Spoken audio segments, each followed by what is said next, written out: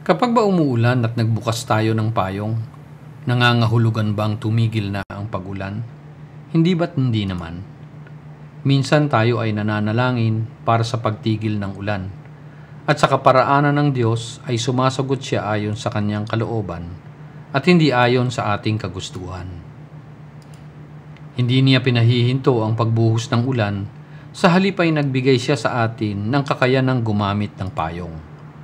Dahil dito ay hindi tayo nababasa kapag nasa ilalim na ng payong.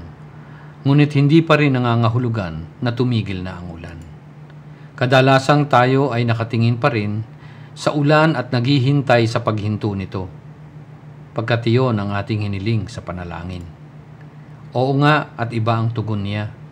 Hindi man niya pinatigil ang ulan, ngunit sa gitna ng pagbuhos nito ay naroon naman ang ibinigay niyang payong upang hindi tayo mabasa.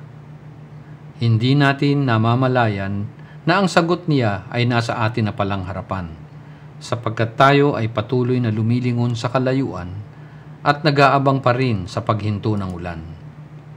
Ang pagmamahal ng Panginoon ay hindi mapatutunayan sa kung papaano siya tatalima sa ating panalangin, kundi kung papaano niya tayo sinagip sa katotohanan ng mga ginanap na.